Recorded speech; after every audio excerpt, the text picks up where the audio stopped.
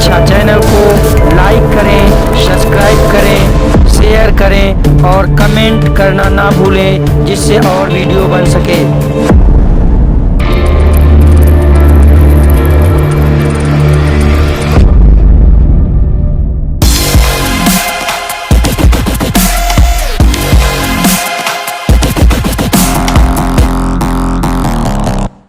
नमस्कार, मैं हूं मनोज वर्मा और आज आप नागरिक शास्त्र कक्षा 12 की क्लास में समकालीन दक्षिण एशिया के तहत आज पढ़ने जा रहे हैं श्रीलंका में जातीय संघर्ष और लोकतंत्र। श्रीलंका में जातीय संघर्ष और लोकतंत्र में पढ़ने से पहले हम इसका सामान्य परिचय जान लेते हैं। श्रीलंका में वर्ष 1948 से लेकर के अब तक लोकतंत्र की व्यवस्था प्रचलित है, किंतु श्रीलंका को अपने देश के अंदर ही जातीय संघर्ष के रूप में एक कठिन चुनौती का सामना करना पड़ रहा है। श्रीलंका में ये संघर्ष एक क्षेत्र को अलग राष्ट्र बनाए जाने की मांग के साथ आरंभ हुआ। श्रीलंका को पहले सिलोन के नाम से भी जाना जाता था, यानी श्रीलंका का पहले नाम सिलोन हुआ करता था। श्रीलंका में जातीय संघर्ष होने के कुछ कारण हैं। वो कारण हैं जिनके तहत श्रीलंका में जातीय संघर्ष बराबर चल रहा है। पहला कारण अगर देखा जाए तो श्रीलंका की राजनीति पर बहुसंख्यक सिंघली समुदाय का वर्चस्व रहा है। ये समुदाय भारत की एक बड़ी तमिल आबादी का श्रीलंका में निवास करने के विरोध में आता है तथा तमिलों का ये निवास श्रीलंका की आज़ादी के बाद भी रहा। सिंघली राष्ट्रवादियों के अनुसार श्रीलंका केवल सिंघली लोगों के लिए है, अतः उनके अनुसार तमिलों को कोई छूट नहीं दी जानी चाहिए, ये सिंघलियों का मानना है।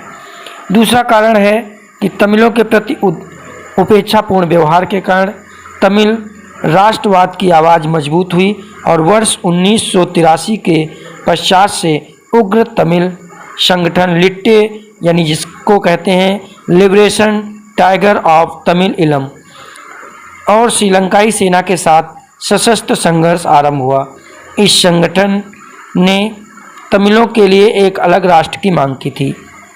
तीसरा पॉइंट अगर ध्यान दिया जाए तो तमिलों ने श्रीलंका की जो समस्या है उसमें तमिल लोगों से जुड़ी हुई है जो भारतीय तमिल हैं। इस कारण 1987 में श्रीलंका के तमिल मुद्दों पर हुई सभाओं में भारत सरकार ने प्रत्यक्ष रूप से भाग लिया था। चौथा पॉइंट अगर हम देखते हैं तो कह सकते हैं श्रीलंका सरकार और तमिलों के बीच संबंध सामान्य करने के उद्देश्य से भारत सरकार ने श्रीलंका सरकार से एक समझौते के अंतर्गत भारतीय सेना भेजी तथा अंत में भारतीय सेना लिट्टे के साथ संघर्ष में उलझ गई।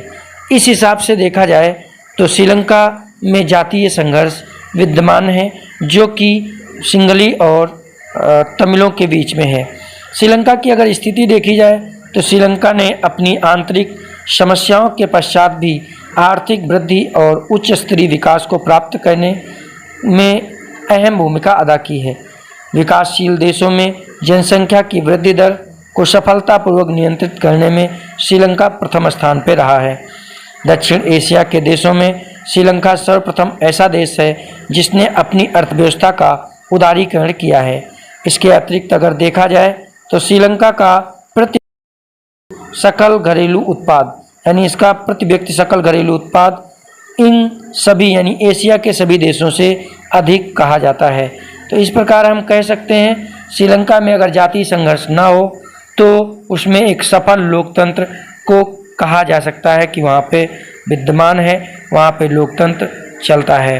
भारत और श्रीलंका के संबंधों की अगर बात की जाए तो भारत और श्रीलंका संबंध में तनाव श्रीलंका में जारी जातीय संघर्ष के कारण है। भारत सरकार श्रीलंका के आंतरिक मुद्दों में वर्ष 1987 में सैन्य हस्तक्षेप के बाद से ही लगातार तटस्थता की नीति अपनाती रही है। भारत श्रीलंका सरकार के बीच एक मुक्त व्यापार समझौता पर हस्ताक्षर किए गए, जिससे दोनों देशों के संबंधों में मजबूती आई है। भारत सरकार द्वारा श्रीलंका में सुनामी से हुई तबाही के बाद पुनर्निर्माण कार्यों में भी सहायता प्रदान की है। इसलिए दोनों देशों के बीच अगर देखा जाए तो संबंध मधुर हुए हैं। जय हिंद। ज्ञान दीक्षा चैनल को लाइक करें, सब्सक्राइब करें, शेयर करें और कमेंट करना ना भूलें, जिससे और वीडियो बन सके।